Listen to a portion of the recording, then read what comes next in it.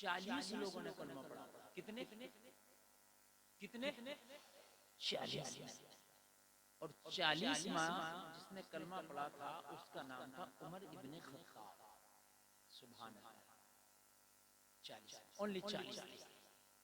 तो ये हाल था जब इन्होंने कलमा पढ़ा तो खड़े हो गए कलमा पढ़ के। नबी फरमाते उमर बैठो। इसकी आका मैं क्यों बैठूं?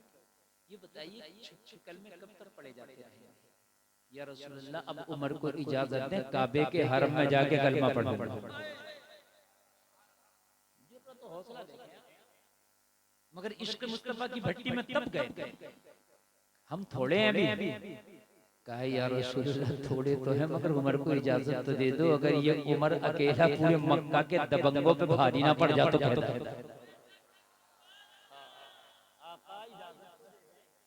आका इजाजत तो दे दें। जलसा में आने वालों आज रोना रोते हो, क्या करें हजरत बड़े कमजोर हैं, हालात अच्छे नहीं है। हालात बनाना तेरा काम थोड़ी है। अरे असबाब पैदा करना तेरा काम थोड़ी है। नहीं, तुझे रास्ता चलना है। कौन सा? सिरातल लदीना अनअमता अलैहिम वाला रास्ता चलना है, जिस पर अल्लाह का इनाम हुआ वो रास्ता चलना है। हालात बनाना तो अल्लाह का काम है, तेरा काम थोड़ी है। तेरा काम हालात बनाना। तू बीज डाल के आता अपने खेत में, तेरा काम है उसे उगाना। अल्लाह उगाता है। नींबू में खटास, आम में मिठास। मुझे बताइए कौन पैदा कर रहा है ये? क्या तूने कोई उसकी खटास की दवा डाली? तूने स्प्रे जरूर किया होगा, सल्फर जरूर डाला होगा, डाया जरूर डाला होगा, जिम जरूर डाला होगा, लेकिन लेमू की खेती में खटास की कोई दवा नहीं डाली। बोलो ये डाल के आते हो, लेकिन खट्टा कौन पैदा कर रहा है? खटास ये रब कर रहा है कि नहीं कर रहा है? असबाब तो वो पैदा करेगा ना। है आम में मिठास कौन पैदा कर रहा है? रब। कौन पैदा कर रहा है? रब। तो तू क्यों टेंशन ले रहा है? तू रास्ता सही चुन ले, असबाब तो वो बना देगा। सुभान अल्लाह। इश्क मुस्तफा की भट्टी में तब के बोले आका इजाजत दो कि काबे के हरम में जाके कलमा पढ़ूं। इजाजत मिली, काबे के हरम में आए, खड़े होके बोले मक्का के दबंगों, मक्का के दहशतगर्दों, कान खोल के सुन लो। मैंने सुना है कलमा पढ़ने वालों को कोड़े से मारा जाता। मैंने सुना है कलमा पढ़ने वालों को जुल्म सितम के पहाड़ ढाए जाते। ओ मक्का के लोगों, आज खत्ताब का बेटा उमर कलमा पढ़ लिया है, आओ मुझे रोको। मगर मुझे रोकने से पहले अपनी बीवियों से कह के आना, आज के बाद अपने आप को यतीम समझना, मुकाबला उमर से है। नारे तकबीर, नारे रिसालत, नारे गौसियत, मसलक आला हजरत हजरत अल्लामा मुफ्ती गुलफाम रज़ा साहिब क़िबला, उलमाए अहले सुन्नत, इस्लाह माशरा कॉन्फ्रेंस। और मालूम है अबू सलमा वगैरह, हजरत अबू सलमा जो हबशा हिजरत कर गए थे, इन मक्का के काफिरों की वजह से, इनकी दहशत और जुल्म की वजह से इन्हें पता चला खत्ताब के बेटे ने कलमा पढ़ लिया। बोले अब टेंशन नहीं है, चलो फिर मक्का चलो। सुभान अल्लाह। इन 40 ने धाग बिठा दी थी, आज 1.5 अरब धाग नहीं बिठा पा रहे। 40 की धाग थी, 1.5 अरब की कोई धाग नहीं। वजह यह है कि इश्क़ मुस्तफा की भट्टी में जब तक तपोगे नहीं, जब तक कुछ बनोगे नहीं, जब तक तपोगे नहीं। ये पूरा अरब खोखला है, पूरा अरब खोखला पड़ा है इस वक्त, पूरा खोखला। ये यहूदियों के दलाल हैं, इनके घरों में यहूदियां बैठी हैं। वो जो सलमान गुंडा, जो वो वहां का बादशाह है सऊदी का, इसकी बीवी यहूदन है। ये बोलेगा फिलिस्तीन की बच्चियों के लिए, ये बोलेगा फिलिस्तीन के भूखों के लिए। ये तो खुद अय्याशियों के अड्डे बढ़ जाते हैं, खुद अय्याशियां करते हैं। काबे के साबिक इमाम ने जो बियर बार होता है, जुआ का अड्डा, शराब का अड्डा, उसकी ओपनिंग की थी। वो वीडियो अभी भी यूट्यूब पे मौजूद है, किसी को यकीन आए तो निकाल के दिखा दूंगा। और फिर 40 दिन अगर कोई सऊदी में रह जाता तो वहां तो ऐसा नहीं होता, वहां तो ऐसा नहीं होता। मैं वहां की बात कर रहा, शरीयत हमने उनसे नहीं सीखी, शरीयत हमने सहाबा से सीखी। इश्क़ मुस्तफा की भट्टी में जब तक तपोगे नहीं, जब तक कुछ बनोगे। और खुदा की कसम जिस दिन तप गए ना इश्क़ मुस्तफा की भट्टी में, उसी दिन तुम देखना पूरी दुनिया में अगर तुम्हारा झंडा बुलंद ना हो जाए तो क्या। अब तुम कहोगे हजरत ये बताओ फिर इश्क मुस्तफा की भट्टी में कैसे तपा जाएगा, ताकि उसी में तपे। बात सही है। तो जलसे में आने वालों, इश्क मुस्तफा की भट्टी में तपने के लिए जबान नहीं चाहिए। इश्क मुस्तफा की भट्टी में तपने के लिए खाली जबान से मुजोरी से काम नहीं चलेगा। जलसे में नारा लगाने से काम नहीं चलेगा। खाली टोपी ओढ़ने से काम नहीं चलेगा। जुमा के दिन मस्जिद में चला गया इससे काम नहीं चलेगा। इश्क मुस्तफा की भट्टी में तपने का मतलब ये है कि तेरी जिंदगी का हर काम सुन्नत रसूल के मुताबिक होना चाहिए। हर काम, अगर खाना खाओ तो मेरा नबी कैसे खाता था, नबी के तरीके पर खाना है। पानी पियो, मेरे नबी कैसे पीते थे, नबी के तरीके पर पीना है। अगर सो, नबी कैसे सोते थे, नबी के तरीके पर सोना है। शादी करो, नबी ने कैसे निकाह किया, नबी के तरीके पर करना है। तिजारत करो, नबी कैसे करते थे, नबी के तरीके पर करना है। ओ मेरे भाई, जिंदगी के हर शोबे में मेरे नबी ने काम करके बताया है। जलसे में आने वालों, जिंदगी का कोई भी काम करो तो दुनियादार को ना देखो, मदीने के ताजदार को देखो। सुभान अल्लाह, माशाअल्लाह माशाअल्लाह। फिर देख खुदा की कसम, अगर तेरी धाग ना बैठ जाए तो आज तकरीर ऐसी करके जाऊंगा कि इंशाअल्लाह जब तक जियोगे याद रखोगे इंशाअल्लाह। धाग ना बैठ जाए। एक बात मैं आपको बताऊं, बड़े बड़े सुपर पावर आए। एक वक्त वो था रोम और ईरान सुपर पावर हुआ करते थे। आज अमेरिका है, लेकिन उसकी सुपर पावर भी नहीं आई। लेकिन मेरा ख्वाजा कल भी सुपर पावर था और आज भी सुपर पावर है। क्या चीज है मेरे ख्वाजा में? परमाणु नहीं, मिसाइल है नहीं, कोई बैलिस्टिक प्रोग्राम है नहीं, फिर क्या है? इश्क़ मुस्तफा की भट्टी में तप के लिए डाला। आज भी सुपर पावर बोलो है कि नहीं है? सुभान अल्लाह। हमारे यहाँ शादियां हो रही हैं तो नाच गाने पहले हो रहे हैं। शादियां हो रही हैं तो कोई मेहंदी में नाच रहा है, कोई हल्दी में नाच रहा है, कोई सलामी में नाच रहा। नाचने का बहाना है, बस नाचने का बहाना।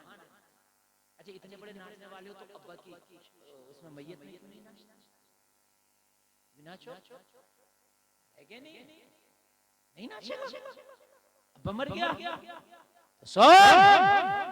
निकाह करना किसी दुनियादार का तरीका नहीं, मेरे आका का तरीका है। आका के तरीके को दागदार और बदनाम। शादी करो तो सुन्नत रसूल के मुताबिक करो। समझ रहे हैं? हमारे यहाँ तो शादी होती है ना, तो नाच के गा के कूद के आतिशबाजी करके शादी कर लेगा, और जब गोया बबूल तो आएगा कांटा, है ना? नाच नूच के खूब बजा बुजू के शादी करी। अब शादी के बाद मुझे बीवी ने जब बजाना शुरू किया, जब बजाना शुरू किया सही तरीके से, तो अब कारी उसी याद आ रहे हैं, हजरत दुआ कर दो, काम बड़ा ही खराब चल रहा है। दुआ से काम चल जाएगा। अब मेरे भाई तूने पहले तो देखा होगा कारी यूसुफ पहले क्या कह रहे हैं, ये उलमा पहले क्या कह रहे हैं। पहले तो इनकी बात को तूने समझा होता, पहले तो इनकी बात को माना होता। तो कहता हजरत हट जाओ, लौंडे नहीं मानते। चाहता इसको भाई मान लेता हजरत, मैं तो मान दोस्त नहीं मानते। यार तेरे दोस्त कैसे हैं जो नहीं मानते? तुझे दोस्तों से दो टोक बात कह देना चाहिए, और सुनो खबरदार, मेरी शादी में नहीं नचना, तुम्हें नचाना तो अपने में जाके नचाओ। इसलिए कि जमीन उतनी गर्म होती है जितने बीच में आग जलती है। मेरी शादी को तुम तबाह ना करो, मेरी जिंदगी तुम तबाह ना करो, मेरी जिंदगी को बर्बाद ना करो। मैंने शादी करना है मुस्तफा की सुन्नत के मुताबिक, रही दोस्ती तो जाए भाड़ में। अगर रखना हो तो रख लिया आगे, तो ना रखना हो तो ना रख लिया, मगर तेरे कहने से मैं नाच तो नहीं नचा रहा। ऐसी दोस्ती जाए भाड़ में। दोस्त वो नहीं है जो बुराई की तरफ लेके जाए, दोस्त वो जो अच्छाई की तरफ। वाह वाह वाह वाह। इश्क़ मुस्तफा की भट्टी में तप जाओ, यही मेरी तकरीर का पहलू है। बस फिर देखो आपकी जिंदगी कैसी बनती है। आप ये सोचते हो इश्क़ मुस्तफा की भट्टी में तपने का मामला ये है, और हक ये है, और तरीका ये है कि अगर जूता भी पहनो तो ये देखो यार सुन्नत तरीका क्या पहनने का है। पहनना तो है ही ना मुझे, तो मैं क्यों ना सुन्नत तरीके से पहनूं? अच्छा, खाना तो खाना ही है ना मुझे, तो क्यों ना सुन्नत तरीके से खा लूं? पानी तो पीना ही है ना मुझे, क्यों ना सुन्नत तरीके से पी लूं? सोना तो है ना, क्यों ना सुन्नत तरीके से सो जाऊं? कितने फायदे की बात है। हर सुन्नत को अदा करने में 100 शहीदों का सवाब मिलेगा। सुभान अल्लाह। कितना मिलेगा, कितना मिलेगा? 100 शहीदों का सवाब। और अगर सुन्नत अदा करते हुए मर गया तो खुदा की कसम डायरेक्ट जन्नत का हकदार बनेगा। अल्लाह पूछेगा फरिश्ते ये किस हाल में मर के आया? फरिश्ता अर्ज करेगा मौला तेरे नबी की सुन्नत को अदा करके आया। हाय हाय हाय, ये जिंदगी गुजारो। आज मेरे नौजवानों, तुमने, मेरी बहनों, तुमने क्या जिंदगी कर लिया? आज मेरे नौजवानों को, मेरी भाइयों को, मेरी बहनों का हाल ये कि हमारी जिंदगियों से इस्लाम नाम की चीज निकल गई, इस्लाम के तरीके निकल गए, इस्लाम की और निकल गया, तहजीब निकल गया, तमद्दुन निकल गया, इस्लामी कल्चर निकल गया, सब कुछ निकल गया। आज मुझे बताओ तो, आज मुसलमानों के घरों में इस्लामी कल्चर नहीं है तो क्या रामातार के घर में कहाँ मिलेगा इस्लामी कल्चर? मुझे बताएं तो। मुझे बताइए कि ईसाई के घर में मिलेगा इस्लामी कल्चर? इस्लामी कल्चर तुम्हारे घरों में मिलना चाहिए था। तुम्हारी बच्चियां अगर निकलती तो पता चलता ये कलमा पढ़ने वाले की बेटी है, अगर तेरा बेटा निकलता तो पता चलता ये कलमा पढ़ने वाले का बेटा है। उसूल को ना छोड़ो, शरीयत को ना छोड़ो, इस्लाम के तौर तरीके को ना छोड़ो, अल्लाह की कसम कामयाबी तुम्हारे कदम चूमेगी। ऐसे कदम चूमेगी कि तुमने सोचा भी नहीं। सुभान अल्लाह। यही हजरत उमर जिन्होंने 40वें नंबर तक कलमा पढ़ा। कितने नंबर पे? 40वें नंबर पे। हजरत उमर इब्न खत्ताब के जमाने में आज का जो फिलिस्तीन है ये ईसाइयों के कब्जे में था। हजरत उमर ने कहा अब वक्त आ गया कि फिलिस्तीन को उनके कब्जों से आजाद कराया जाए। एक लश्कर तैयार किया, हजरत उमर ने भेज दिया, जाओ और बैतुल मक़दिस को आजादी दिलाओ। लश्कर पहुंचा। जैसे ही ईसाइयों के बड़े बड़े पादरियों ने इस्लामी लश्कर को देखा, पैर उखड़ गए। उनके तौर तरीके को देखा, पैर उखड़ गए। उनके मामलात को देखा, पैर उखड़ गए। कहा कौन? कहा हम कलमा पढ़ने वाली कौम है। कहा हजारों मील दूर किस लिए आए हो? कहा अपनी बीवी बच्चों के लिए नहीं आए। कहा किसके लिए आए हो? कहा अल्लाह उसके रसूल के लिए आए। सुभान अल्लाह, माशाअल्लाह। अगर बीवी बच्चों के लिए आते तो वापस चले जाते, अपने लिए आते तो वापस चले जाते, लेकिन न अपने लिए आए हैं न बीवी बच्चों के लिए आए हैं। हम आए हैं तो सिर्फ अल्लाह उसके रसूल के लिए। सुभान अल्लाह, माशाअल्लाह। अच्छा का एक बात बताओ, तुम्हें अगर हम बहुत सारी रकम दे दें, बहुत सारा इनाम दे दें, बहुत सारा माल दे दें, लड़कियां दे दें, तो क्या तुम वापस चले जाओगे? पेशकश की अगर लड़कियां दे दें चले जाओगे, माल दे दें चले जाओगे, दौलत दे दें चले जाओगे, सोना चांदी दे दें चले जाओगे। अगर पूरी दुनिया भी दे दे तो नहीं जाएगा। बेशक। सुभान अल्लाह। कहा हम अपने लिए नहीं आए, अपने लिए आते तो चले जाते। आए उस अल्लाह के लिए है कि जिस अल्लाह ने हमें जान भी दी है और हमें ईमान भी दिया है। और आज हमारे मुसलमानों का क्या हाल है? तुम तो सोना चांदी की बात कर रहे हो, मालो दौलत की बात कर रहे हो, एक बीड़ी पे झूठ बोल जाए। बता रहा हूँ मैं, एक बीड़ी पे झूठ। बाज आदमी प्रधान जी की बैठक में बैठा हुआ दिन भर एक चाय के चक्कर में झूठ बोल रहा। प्रधान जी जीत तो तुम ही रहे हो। अरे नमाज भी पढ़ लेकर लेकिन प्रधान जी को जिता रहा। और जब प्रधान जी हार गए तो पता क्या करा? प्रधान जी अपनों ने धोखा दे दिया। मगर कोई बात नहीं है, अगले साल की तैयारी रखी। समझ रहे हैं मेरे अजीजों? कान खोल करके सुनो, तुम्हारा मेन मकसद अल्लाह उसके रसूल से खुश करना है। नहीं जाएंगे? नहीं जाओगे? नहीं जाएंगे। जिद्दी हो? का जिद्दी नहीं है, हुक्म मानने हैं। किसका हुक्म है? कहा हमारे खलीफा का। कौन है तुम्हारा खलीफा? कहा उमर खत्ताब का बेटा। उनका जो सबसे बड़ा पादरी था कांपने लगा। सारे ईसाइयों ने कहा तुझे क्या हो गया मोहतरम पादरी? अभी तो तू ठीक था, चेहरा पीला पड़ गया, कांपने लगा, हाथ कांपने लगे। उमर के नाम में ऐसा क्या है? कहने लगा तुमने नहीं पढ़ा है, मैंने पढ़ा है। उमर वो है जिस मैदान में कदम कर देता है वो मैदान अपने नाम कर लेता है। मुकाबला करना, उमर से मुकाबला करना ऐसे है जैसे पत्थर में सर मारना। उमर से मुकाबला करना ऐसे है जैसे पहाड़ों से टकराना। उमर से मुकाबला करना ऐसा है जैसे अपने मौत के पर्चे पे दस्तखत करना। अगर इनका खलीफा वाकई उमर है तो उमर से मुकाबला ना कर पाओगे। कहा किसलिए? कहा उमर वो है कि जिसने कलमा पढ़ा तो इस्लाम घाटियों से निकल के मैदानों में हो गया।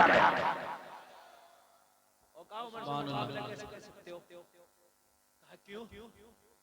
कहा सबने कलमा पढ़ा अपनी मर्जी से, उमर ने कलमा पढ़ा मुस्तफा की मर्जी से। सुभान अल्लाह, माशाअल्लाह माशाअल्लाह। बहुत एक भी जब मक्का के लोगों ने ज्यादा सताया ना मेरे नबी के गुलामों को, तो अर्ज किया आका हम तुम तक सताए जाते रहेंगे। नबी ने दुआ कर दी, या अल्लाह तू उमर मुझे दे, या अल्लाह तू उमर मुझे दे। अगर वाकई तुम्हारा खलीफा उमर है तो उमर को बुला लो, उमर का चेहरा देखेंगे, अपनी किताबों को देखेंगे। अगर वाकई उमर ही तुम्हारा खलीफा है तो बिना जंग किए बैतुल मक़दिस की चाबियां तुम्हारे हाथों में थमा दी जाएंगी। जाओ बुला लो। कहा वाकई? कहा हाँ, उमर का चेहरा देखते ही यार क्या होगा मेरा उमर है?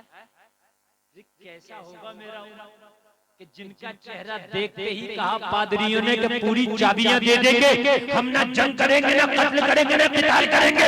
इसलिए क्या अगर वाकई तुम्हारा खलीफा उमर है तो मुकाबला करना मुश्किल ही नहीं, नामुमकिन है। जरा जोर से बोलो सुभान अल्लाह। तकरीर शुरू हुई है, इंशाअल्लाह बहुत मजा आएगा। हम कहते हैं दुआ कबूल नहीं होती है, दुआएं बहुत करते हैं, तो दुआ कबूल जब होगी पहले ये देखो जो माल खा रहे उसकी ज़कात दी है कि नहीं दी है। अगर ज़कात नहीं दी है तो दुआ हरम शरीफ में जाके करो तो कैसे कबूल होगी? अगर ज़कात नहीं दी है 11वीं करो, 12वीं करो, 6वीं करो, कैसे कबूल होगा? इसलिए कि जो तुम्हारे लिए लाजिम था वो तुमने नहीं दिया तो फिर कैसे होगा? वो कान खोल करके सुनो, तुम कहते हो घर में बरकत नहीं आती, तो जब घर में बेनमाजी होगा तो बरकत कहां से आएगी? जिस घर में बुजुर्गों की इज्जत नहीं होती उस घर में बरकत नहीं आती। कान खोल कर जिस घर में पर्दा नहीं होता उस घर में बरकत नहीं आती। कान खोल कर जिस घर में झूठा होगा बरकत नहीं आएगी। जितनी चीजें बता रहा हूँ कान खोल कर सुनते रहना। जिस घर में झूठा होगा बरकत नहीं आएगी, जिस घर में बेनमाजी होगा बरकत नहीं आएगी, जिस घर में बड़ों की इज्जत नहीं होगी बरकत नहीं आएगी, जिस घर में सूद खाया जाएगा बरकत नहीं आएगी, जिस घर में ज़कात नहीं दी जाएगी बरकत नहीं आएगी। कान खोल कर सुन, जिस घर में दलाली का माल आता होगा बरकत नहीं आएगी। जिस घर में कोई ऐसा शख्स हो जो उलमा की बुराई करता हो बरकत नहीं आएगी। जिस घर में कोई ऐसा शख्स हो जो नापाक रहता हो बरकत नहीं आएगी। जिस घर में नापाक कपड़े टंगे रहते हो बरकत नहीं आएगी। जिस घर में साफ सफाई नहीं होती हो, मेहमान की इज्जत नहीं होती हो, मेहमान को देख के मुंह टेढ़ा बेड़ा जाता हो, मेहमान को देख के मुंह बिगाड़ा जाता हो, उस घर में बरकत नहीं आएगी। कितनी चीजें जरा गिनते रहना जो मैं आपको बता रहा हूँ। जिस घर की औरतें बेपर्दा रहेंगी उस घर में बरकत नहीं आएगी। और इन सारी चीजों के हम होलसेल मालिक बन रहे हैं।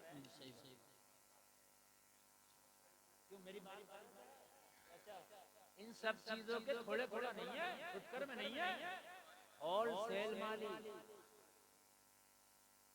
शादियों में आज हमारा ये हाल है, शादियों में ये हाल है कि मर्दों को देख के शर्म आ रही है। मेरी बात गलत नहीं है? दुकान पे भी गया मैं कपड़े खरीदने, मैंने कहा यार सर्दी आ रही है गरम गरम दे दे, वो मोटा सा निकाल के लाया, समझ रहे हैं? मैंने ले लिया। गर्मी सर्दियों में तो मोटे ही चाहिए ना। खरीदी हो रही थी लेडीज कपड़े की पार्टी वियर, वो छन्ने छन्ने कपड़े। मैंने कहा यार दिसंबर और जनवरी में कपड़े चलेंगे? कह रहा है सर्दी लगती कब है? मैंने कहा यार मोटा इनके लिए भी मोटा होना चाह रहे हैं। बोला हजरत कितने भी मेरी दुकानदारी ठप हो जाएगी, एक भी मोटा ना खरीदेगी। शादी में चाहे मर जा, ऐड जा, जुकाम हो जाए, इसे खांसी हो जा, फंदे लगे, टीबी हो जा, जाएगी वही झन्ना पहन। सही बता रहा हूं मैं, हकीकत बात है मेरे भाइयों। ये कड़वी हकीकत है। अगर आपको ये अच्छा मेरी बात पे आपको इत्तेफाक ना लो, आ रहा है देख लियो, किसी शादी में चले जाना, दिसंबर में कोहरा होगा, धूप नहीं निकलेगी, मगर ये गला खोले हुए, दुपट्टा गले में डाले हुए, वही छल्ली वाला जो है सूट पहने हुए चाहे मर जाके कंबो फिल्म शाम समझ रहे हैं ना? नहीं बिल्कुल सच्चा सही कह रहे हैं, हकीकत बात। हया की शर्म की आज तो शर्मों के जनादे निकल गए, हया के जनादे निकल गए। अब तो अगर कोई लड़की बिचारी पर्दा में हो, बुर्का ओढ़े, हिजाब ओढ़े, अगर अपने हया को सांस में रख के कनीज़े फातिमा बन के जिंदगी गुजारे, गैर से बात ना करे, गैर के सामने ना जाए, मेले ठेलों पे ना जाए, बाजारों में ना जाए, मजाक बनाते हो, खो बड़ी मुल्लानी बन के दिखा रही है, उसको जीने नहीं देंगे। मेरी बात हकीकत है, इसलिए कि मार्केट में जो चीज ज्यादा होती है, चाहे बुरी हो या अच्छी हो, लोगों की नजरों में वही समा जाती है। ठीक है, अगर बेपर्दगी का माहौल हो गया तो पर्दे वालों को देखे जाएंगे हैरत। देखो पहले दाढ़ी का माहौल था, सबके दाढ़ी हुआ करती थी, ज्यादातर दाढ़ी होती। अब अगर कोई दाढ़ी वाला है ना, तो उसको बड़ी शक्ति निगाह से देखा जा रहा है। क्यों? इसलिए कि दाढ़ी के माहौल हमने कम कर दिए। सही बात। पर्दे का माहौल, इसलिए पर्दे वाली को आज बड़ी हैरत की निगाह से देखा जा रहा है। बोलो बात है क्या नहीं है मेरे भाई? शक तवज्जो करना, जो बात मैं कह रहा हूँ ये दिल की आवाज है। कुछ दिन पहले दिल्ली में एक चलती बस में एक बच्ची के साथ बलात्कार हुआ था, आपने पढ़ा होगा या सुना होगा, कई साल हो गए, है ना? पूरे हिंदुस्तान में एहतजाज हुए, कहा बच्चियों की हिफाजत के लिए कुछ ना कुछ करो, आ गया हो। लोगों जरा गौर करो, मिटी हुई जिसमें हर मजहब का पेशवा था, हर मजहब का जानकार था, हर मजहब का जो था गुरु मौजूद था, एक सेमिनार हो रहा था। आखिरकार बेटियों की हिफाजत के लिए क्या किया जाए, सब अपनी अपनी राय पेश कर रहे थे। कोई कह रहा था बलात्कारी का सर कलम कर दिया जाए, कोई कह रहा था बलात्कारी को फांसी के फंदे पे झुला दिया जाए, कोई कह रहा था बलात्कारी को जो है काला पानी उतार दिया जाए, कोई कह रहा था बलात्कारी को देश बदल कर दिया जाए। सब अपनी अपनी राय पेश कर रहे थे, लेकिन एक तमिलनाडु का पंडित खड़ा हुआ, कहने लगा नया कानून बनाने की जरूरत नहीं है, 1400 साल पहले मोहम्मद अरबी ने एक कानून बना दिया है, उस पर अमल करने की जरूरत है। सबने कहा अब बता दो वो कानून क्या है? कहा 1400 साल पहले आमिना के लाल ने पर्दे का कानून बनाया था। अगर बेटियां पर्दे को फॉलो करने लगे तो खुदा की कसम मैं खा के कहता हूं कि उनकी इज्जत पे कभी धब्बा नहीं आएगा। सुभान अल्लाह। नारे तकबीर, नारे रिसालत, नारे गौसियत, मसलके आला हजरत हजरत अल्लामा मुफ्ती गुलफाम रज़ा साहिब क़िबला इस्लाही माशरा कॉन्फ्रेंस। देखो उसके साथ बलात्कार हुआ, हमें तकलीफ थी, लेकिन कहीं ना कहीं 12 बजे फ्रेंड के साथ बस में अकेले, तो जाहिर सी बात है अमेरिका में एक नौजवान को बलात्कार की सजा सुनाई गई। उसने कहा हाकिम से मुझे एक सवाल करने की इजाजत दी जाए। कहा बोलो। कहा ये बताइए पेट्रोल और आग को एक जगह रखा जाए, आग लगेगी कि नहीं लगेगी? कहा लगेगी। तो कहा बस लड़का और लड़की को एक जगह रखोगे तो बलात्कार होगा। थोड़ा नहीं ज्यादा नहीं, थोड़ा होगा, थोड़ा नहीं ज्यादा, लेकिन होगा। इसलिए अगर चाहते हो कि ये चीज हट जाए तो फिर जो इस्लामी कानून है लड़कियों का सेक्शन अलग कर दो, मर्दों का अलग कर दो, फिर आप बच जाओगे। और हकीकत एक चीज नजर में बोलो आती है कि नहीं आती? ये चीज दिखती भी हमें। एक चीज मैं आपको बताऊं, आप कभी हलवाई की दुकान पे जाना, ये जो मिष्ठान होते हैं, देखिए हलवाई की दुकान है, मिष्ठान पर आप कभी जाना, तवज्जो सुनो जरा, मैं जो बात बताना चाह रहा हूँ।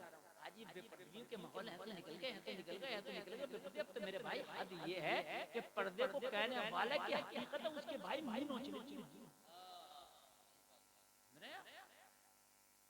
हद ये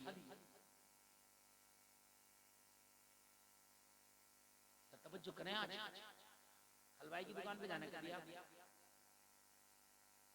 जो मिठाई उसके ऊपर रखी हो चाहे 500 रुपए किलो की क्यों ना हो, ऊपर थाल में, कहाँ उस पर रखी हो, उस काउंटर पर मक्खी आएगी वो भी बैठेगी, मच्छर आएगा वो भी बैठेगा। बोला है कि नहीं, गुब्बारा आएगा रास्ते का वो भी। बोला है कि नहीं, लेकिन बड़ी बड़ी कीमती चीज 500 रुपए किलो की है, मगर कमी इतनी है कि इसके पास पर्दा नहीं था, इसे काउंटर के अंदर नहीं रखा गया, इसलिए मक्खी का शिकार हुई, मच्छर का शिकार हुई, गुबार का शिकार हुई। ये तो सब छोड़ दो, कलुआ मलुआ नथुआ बथुआ ठलुआ ये आया, इसे चाहिए कुछ और था, लेकिन देखा बर्ती का थाल रखा, उठाया चख लिया। ऐसा होता कि नहीं होता? भाई जरा 2 किलो बालू साइए दे दो, इमरतियां दे दो, अच्छा भी बर्फी कैसी है, चकलिया कि नहीं चकलिया? पता चला अमीर बहुत है, लेकिन पर्दा इसके पास नहीं है, तो न कलुआ से बची, न मलुआ से, न ठलुआ से, न बथुआ से, न मच्छी से, न मच्छर से, किसी से न बची। लेकिन उसी मिठाई वाले की दुकान में पार्ले जी का बिस्किट रखा था, कीमत 5 रुपए, ये 500 रुपए किलो, ये 5 रुपए का एक बिस्किट का पैकेट। कलुआ आया, मलुआ आया, नथुआ आया, बथुआ आया का एक बिस्किट चख कर देखने का, खबरदार इसको कोई चखता नहीं है, इसको वही चखेगा, वही खाएगा जो इसकी कीमत अदा करेगा। देखा आपने देखा कि दुकानदार को जो बिस्किट का पैकेट फाड़ा और एक बिस्किट चखा दे भाई चलो बेचने के लिए ना, मक्खी आई चाहती थी बैठ जाओ, लेकिन सर मार के मर गई, बिस्किट तक ना पहुंच सकी। मच्छर आया, सर मार के मर गया, बिस्किट तक ना पहुंच सका। रास्ते का गुबार आया, सर मार के मर गया, लेकिन बिस्किट तक ना पहुंच सका।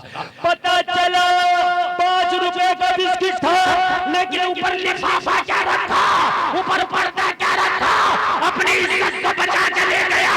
और मेरी बहनों, अगर तुम भी पर्दा में रहोगी तो जो तुम्हारा महर अदा करेगा वही तुम्हारा मुकम्मल हकदार बनेगा। सुभान अल्लाह, माशाअल्लाह माशाअल्लाह, वाह वाह वाह वाह, जिंदाबाद। होगी तो जो महर वही तुम्हारा शोहर होगा, शक शक वही तुम्हारा मुकम्मल। और शरीयत कहती है, अब पर्दे से देख लो तो बहनों ही कहता है ये मेरी साली है, तो गांव में कहते हैं देहातों में आधी घरवाली है। अरे ये जुमला मैं गलत तो नहीं बोल रहा हूँ, ये जाहिलों का जुमला है, जबकि गलत है। जितना पर्दा ना किसी और से नहीं है, उससे ज्यादा पर्दा साली का अपने सगे बहनों ही से है। देवर से भी, जेठ से भी। लेकिन आज क्या है कि देवर भाभी से मजाक कर रहा है। मैंने कहा कि क्यों कर रहा है, कहने लगा मौलाना रिश्ता हमारा मजाक का। कहाँ भाई रिश्ता, कौन सी किताब में रिश्ता, हमें तो बता कि भाभी से देवर मजाक करे, ये रिश्ता कौन सी किताब का है? बहनों ही सालियों को शॉपिंग कराते फिर रहे हैं, मुरादाबाद की मार्केट में टलाते फिर रहे हैं। कहाँ गई हैं, अपने भाई के साथ गई हैं, बहनों ही साहब के साथ गई हैं। ओ कान खोल के सुनो, जलसा में आने वाले 4 निकाह जायज है एक वक्त में, लेकिन 2 सगी बहनों से एक वक्त में निकाह नहीं। वो अंतजमउ बैनल उख्तैनी इल्ला मा क़द सलफ। 2 बहनों को एक जगह इकट्ठा नहीं किया जा सकता। हाँ, अगर एक बहन का इंतकाल हो जाए तो दूसरी से निकाह हो सकता। कुरान मना करता और तू कह रहा है कि बहनों के साथ जा रही है। पढ़ो कुरान, लाओ शरीयत मुस्तफा को अपनी जिंदगी में। आज हवाई असरों का ठिकाना नहीं है, ठिकाना। और हमारी बहन बेटियों से ज्यादा हवाई असर है। कलियर में जाओ, पिछाना ऑटो पटकियां खा रही तो मुश्किल से 5 मिनट उड़ाओ पर्दे की धज्जियां, ये असर होंगे। अरे भाई किसी से पूछो कब से हो कलियर में, 5 साल से पढ़ा हूं, कोई 2 साल से, कोई 3 साल से। यार एक बात जरा अपने ठंडे दिमाग से बताओ मुझे, वो साबिर पिया जो 12 साल खाना ना खाए तो चल जाए, वो साबिर पिया जो गुलर की शाख पर करके खला हो जाए तो 12-12 कोस तक घास तक न उगे। जलाल का ये आलम, तो 5 साल तक तेरा जिन नहीं जला पा रहा। बात समझने की है कि नहीं? 5 साल हो गए वो तेरा जिन नहीं जना पा रहे। अल्लाह की कसम खा के कहता हूँ, अगर साबिर पिया ने निगाह डाल दी ना तो जिन उसकी 7 नस्लों को जला देंगे। 7 नस्लों को। बेशक बिल्कुल सच बात। जब दिल्ली में आए ना कुतुब साहब के पास, कहा मुझे भेजा बाबा फरीद ने, कहा दिल्ली के लिए। तो कहा अच्छा, तो कहा जरा दिन में आना। कहा क्यों? कहा रात है तुम्हारी सनत, रात में थोड़ी पढ़ूंगा, दिन में पढ़ूंगा। जलाल आया, उंगली को हुक्म दिया जलने लगे। चलो पढ़ो सड़ो पढ़ो सड़ो। तो कहने लगे साबिर तेरा काम दिल्ली में नहीं है, तू तो पूरी दिल्ली को जलाकर भस्म कर देगा। इतना जला लिया या कलियर के जंगलों में नहीं रुकने दिए, क्योंकि दिल्ली का शहर है, यहाँ तो गुनाहगारी भी बहुत है, नेकोकारी भी बहुत है, यहाँ तो औरियानियत भी बहुत है, बेपर्दगी भी बहुत है। साबिर अगर जलाल आ गया तो दिल्ली जल जाएगी। वो तेरा जिन्ना जला पाया 4 साल से पड़ी है। मगर हक ये है, सच बात तो ये है कि अगर कोई सो रहा हो तो उसे जगा दिया जाए, जो सोने की यकीन कर रहा भैया उसे कौन जगा? जैसे बहुत से सो रहे हैं, उन्हें जगाओ, हाँ भी उठ गए। और एक मैं सोने की यकीन कर रहा हूँ, तेरा जगाओ, उठ रहे हो क्या? तो इधर को करवट लेगा, उधर तो जिन नहीं है, जिनकी यकीन है। हकीकत जिन नहीं है ये। अगर आपको यकीन ना होला, मिंबर रसूल से ऐलान कर रहा हूँ, जितनी ये पटकियां खा रही हैं ले आओ। अगर सबको 3 दिन से चौथा दिन लगा, 3 दिन के अंदर सब। और जिसका हकीकत में जिन होगा वो नहीं होगा, चूंकि उसे टाइम लगेगा। भाई मैं इतना बड़ा आलिम नहीं, आमिल नहीं, आमिल का काम है ना। लेकिन कोशिश करके इंशाल्लाह मुझे उम्मीद है कि कुरान के जरिए उसका भी हो जाएगा इलाज इंशाल्लाह। समझ रहे हैं? कुरान के जरिए, कुरान से बढ़ के वो भी नहीं है, कुरान से बढ़ के वो भी नहीं, उसका टाइम लग सकता है लेकिन हो जाएगा। लेकिन ये क्या तरीका आया, बलाइयों के आपको पटकियां खा रही है। हालांकि मैं बुजुर्गों का बहुत बड़ा आशिक और उनकी चौखट पर खुदा की कसम चूमता हूं जा करके। और ये बुजुर्गों की सही पूछिए तो उनकी हुर्मत को पायमाल किया जा रहा, इसलिए कि बाल खोल करके वहां डांस हो रहे हैं, पेशियां पढ़ रही हैं। मुझे बताइए पढ़नी है कि नहीं? पेशियां पढ़ रही हैं और कव्वाल ढोलकिया बजा रहे हैं और जिन्नात वाली नाच रही है। ढोलकिया जितनी तेज बज रही है, इतनी तेज नाच रही है। ऐसा भी होता ना यार, ये कौन सा जिन्नात है भाई, ढोलकिया तेज बज रही है, नाचेगा हैं? ढोलकिया तेज तो तेज नाचे, ढोलकिया हल्की तो क्या साबिर पिया ये चाहेंगे कि कोई बाल खोल कर नाचे उनके दायरे में? हैं? क्या साबिर पिया ये नाचना चाहेंगे तो कोई पर्दे वाली पे पर्दा रहे? नहीं, वजह ये है कि हमने शरीयत के रसूल को जब पीठ के पीछे डाला तो हमारे ऊपर ये मार है, ये मार है हमारे ऊपर, मार। गौसे आजम के मुरीद की बेटी को एक दिन उठा के ले गया, आया कदमों पे गिर गया, सरकार मेरी बेटी छत से गायब हुई है। मेरे आका गौसे पाक फरमाते हैं, जिन तेरी बेटी को उठा के ले गया, मेरे सरकार की बारगाह में अर्ज करता हुजूर मैं आपका मुरीद हूँ, मेरी बेटी को जिन ले गया। फरमाया परेशान ना, अगर जिन्नों की पूरी टीम भी तेरी बेटी का चाहे तो बात पैदा नहीं कर सकती। मेरे खौफ ने इशारा किया तो जिन उसकी बेटी को लेकर हाजिर हो गए। सुभान अल्लाह, माशाअल्लाह, चाहे वली में वो तासीर देखी बदलती हजारों की। सुभान अल्लाह, माशाअल्लाह। जिनी नहीं जा रहा, मियां के पास जा रही है, मियां सवाल आपको कम नहीं बता रहा, 1 लाख जिन्नों का अखाड़ा। मैंने कहा मियां सारे जिन ये जिन 1 लाख से हजरत कम नहीं बताता। अब आदमी डर गया। जब अभी मैं डॉक्टर के पास गया मुरादाबाद में, उसने मुझे ऐसा डराया, मुझे ऐसी हवा बनाई कि मेरा आवाज बैठ गया। हाँ, मेरी हालत डर के मारे आवाज भी बैठ जाता। अब मैं यार ये समझ पा रहा, ये इतना डरा क्यों है? मैं तो सच्ची समझ रहा था उसने ये रिपोर्ट ये। अब मैं बड़ा परेशान यार, बल्कि या अल्लाह मुझे लग रहा है जिंदगी आखिर होगी। और बोला मैन रिपोर्ट तो 5 दिन के बाद आएगी। अब मैं घबरा गया। अब मैं ये नहीं पूछ रहा हूँ कि डॉक्टर साहब रिपोर्ट होगी कितने की, मैं ये दुआ कर रहा हूँ या अल्लाह रिपोर्ट अच्छी आ जाए।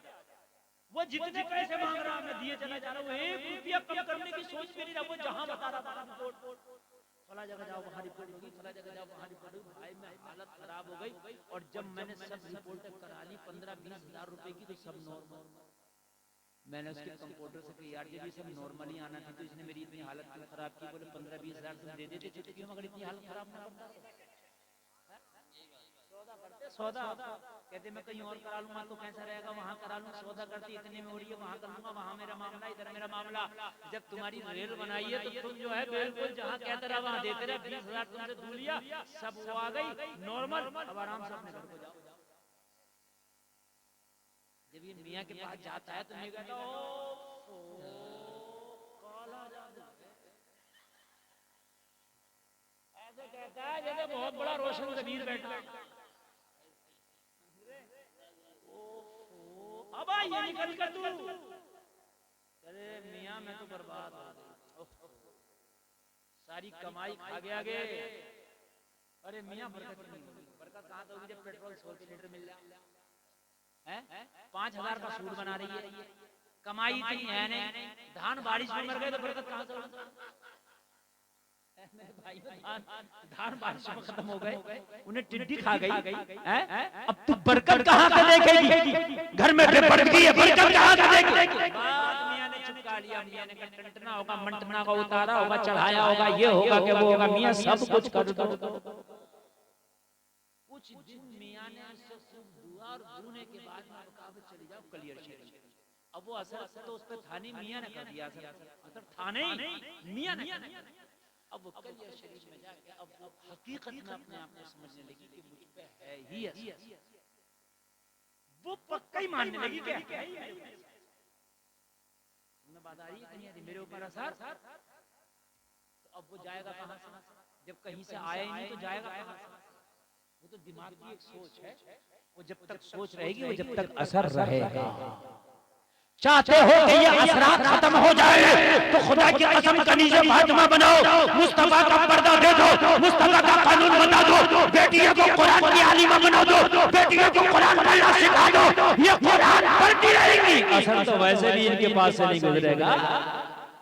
सुभान अल्लाह माशाअल्लाह। नारे तकबीर, नारे रिसालत, नारे गौसियत, मसलकी आला हजरत मुफ्ती गुलफाम रज़ा साहिब। अब बड़ी अहम बात मैं बताने लगा हूं, जरा सीने पे हाथ रख। कसम मेरी तकरीर का बहुत अहम हिस्सा, मेरी बहन भी सुने कान खोलकर। मेरा मकसद ये नहीं है कि मैं आपको हंसा के चला जाऊं, मेरा मकसद अल्लाह की कसम ये नहीं है कि मैं तुम्हें मजे दिला के चले जाऊं। मेरा जुमले का एक जुमले का मकसद है, मैं तुम्हारी इस्लाह करना चाहता हूं। ओ मेरी बहनों कान खोल करके सुनो, इस्लाम निकाल दिया। अगर इस्लाम तुम्हारी जिंदगी से निकाल दिया जाए तो तुम्हारी औकात एक खिलौने से बढ़, तुम्हारी इज्जत सिर्फ इस्लाम की वजह से। मेरी बहनों अगर इस्लाम हटा दिया जाए तुम्हारी जिंदगी से तो हटाओ इस्लाम को, फिर देखो अपनो आईना सामने रख के हम क्या हैं क्या। तो सुनो, जब इस्लाम ना आया था तो तुम्हें जिंदा दफन किया जाता था। जब इस्लाम ना आया था तो किसी की शौक का इंतकाल हो जाता तो इसकी बीवी को जिंदा उसकी चिता पे बिठा कर जला दिया जाता था। क्या है अगर इस्लाम निकाल दिया जाए तो तुम इस्लाम को ठोकर मार रही हो?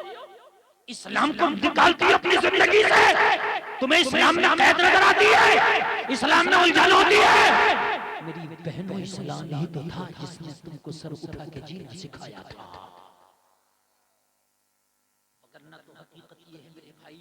जब मेरे मुस्तफा तशरीफ न लाए थे तो शादी करने के 3 तरीके थे। एक बदतरीका मैं आपको बताऊं शादी करने का क्या था। जब मेरे करीम मुस्तफा मक्का में तशरीफ न लाए थे तो एक शादी करने का ये तरीका था कि 20 लोग मिलके एक लड़की के साथ बलात्कार करते, 20 लोग मिलके एक लड़की के साथ बलात्कार करते, और जब वो हामला हो जाती और जब वो पेट से हो जाती तो फिर उससे पूछा जाता कि तेरे पेट में बच्चा किसका है। तो उन 20 लोगों को जिन्होंने बलात्कार किया था उनको पंचायत इकट्ठा करती, इकट्ठा करने के बाद उस लड़की का सामना कराया जाता। वो लड़की जिसकी तरफ इशारा करती कि इसका बच्चा मेरे पेट में है उसी के साथ शादी करा दी जाती। ये गंदा और अंधा कानून था जब मेरे नबी दुनिया में तशरीफ न लाए थे।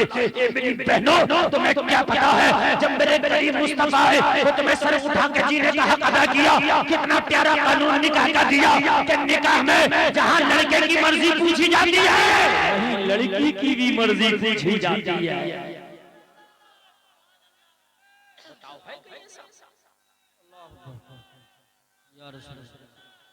ऑपरेटर साहब मैक में मजा नहीं आ रहा, बिल्कुल भी मजा नहीं, बहुत बिल्कुल मजा नहीं आ रहा। यकीन मानिए अगर ये मुझे कमेटी वाले इजाजत दे दें तो मैं बिना मैक के बोलूं, और मेरी आवाज इतनी है कि जितने आप हो इससे 10 गुना और ज्यादा हो, तब भी मैं आवाज बिना मैक के पहुंचता हूं। अल्हम्दुलिल्लाह। आवाज आ रही है कि नहीं?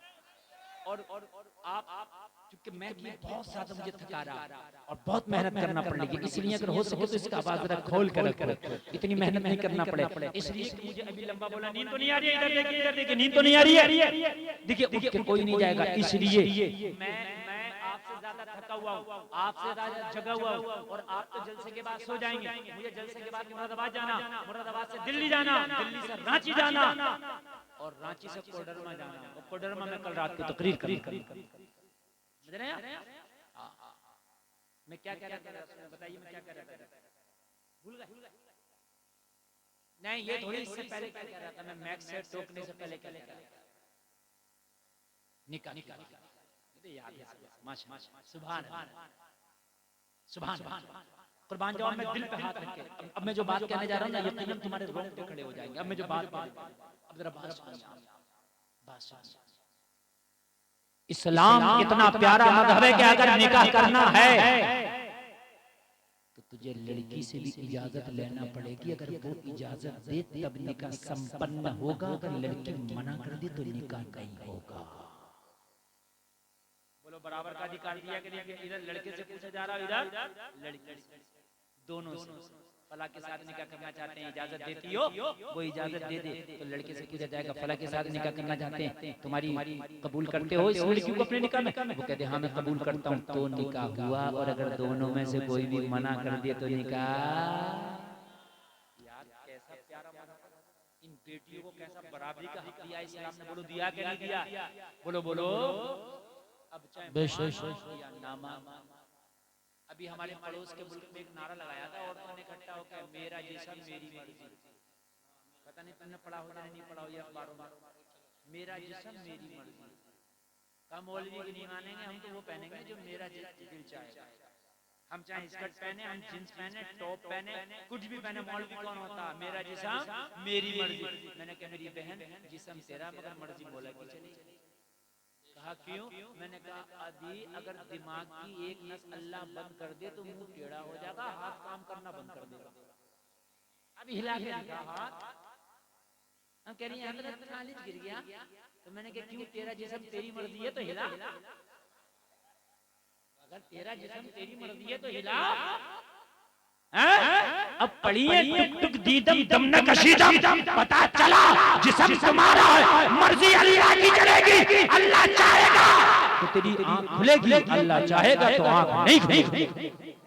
सुभान अल्लाह, माशाअल्लाह। अगर इस्लाम निकाल दिया जाए ना औरत की जिंदगी से तो खुदा की कसम कुछ नहीं है औरत की जिंदगी से, अल्लाह अंधेरे के जलसे में आने वाला कुछ नहीं है।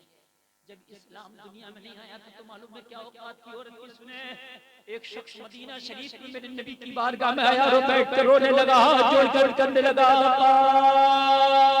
मुझे माफ फरमा दे या रसूल अल्लाह, दुआ कर दे अल्लाह मेरे गुनाहों से दरगुजर फरमाए। मेरे करीम मुस्तफा ने फरमाया इतना क्यों रोता है, इतने आंसू क्यों बहाता है? अर्ज करने लगा मैं इतना बड़ा गुनाहगार हूँ, जब अपने गुनाहों को याद करता हूँ तो हया आती है, आका गुनाह को याद करता हूँ तो शर्म आती है, आका गुनाहों को याद करता हूँ तो मेरा रोम रोम गला हो जाता।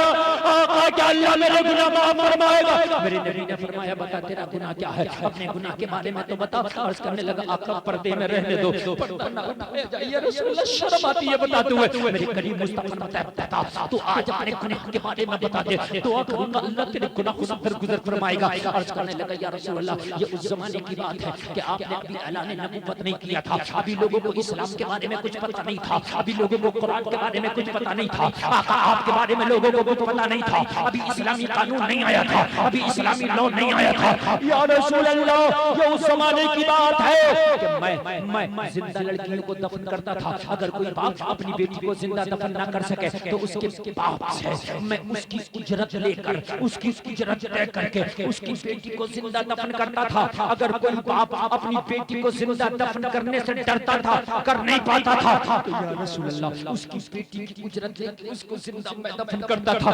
आका मैंने 99 बेटियों को जिंदा दफन कर दिया था। या रसूल अल्लाह एक दिन ऐसा आया कि एक शख्स मेरे पास आया और आके कहने लगा कि मैंने सुना तुम बेटियों को जिंदा दफन करते हो। मैंने कहा हाँ हाँ मैं 99 बेटियों को जिंदा दफन कर चुका हूँ, बताओ तुम्हारा काम क्या है। कहने लगा मेरी एक बेटी है जिसकी उम्र 5 साल है, बता तू उसे जिंदा दफन करने का क्या लेगा। आका तो मेरा 100वां शिकार था। मैंने उसके बाप से कहा कि 5 साल की बच्ची की औकात क्या होती है, 5 साल की बच्ची की कलाई क्या है। अरे उस 5 साल की बच्ची की कलाई मरोड़ के तू भी जिंदा दफन कर सकता है, 5 साल की बच्ची का गड्ढा खोद के तू भी उसकी कब्र बना सकता है। आखिर मेरे पास क्यों आया है, मुझे क्यों उसकी उजरत देने तैयार है। बाप ने कहा हाँ हाँ मेरी बच्ची नर्म और नाजुक है, मेरी बच्ची भी नाजुक नाजुक कली है, मेरी बच्ची भी छोटी है, बचपना है, 5 साल की उम्र है, औकात उसकी कुछ नहीं, मैं चाहूं तो जिंदा दफन कर दूं। लेकिन सही बात यह है वो मुझसे इतना प्यार करती है कि उसका प्यार के सामने मैं हार जाता हूं। अल्लाह जलसे में आने वालों एक बात बताऊं, बेटियां वाकई बेटों से ज्यादा प्यार करती हैं। बेशक तुम्हारा बेटा तुम्हें इतना प्यार नहीं करेगा जितनी तेरी बेटी तुझे प्यार करेगा। कभी तजर्बा करके देखना, तू जब घर वापस आएगा ना बाहर से तो तेरा बेटा बोलेगा पापा क्या लाए हो, अब्बू क्या लाए हो। तेरी बेटी पता है क्या बोलेगी, खाना बन गया है बाप पहले खाना खा। बेशक बेटियां प्यार ज्यादा करती हैं।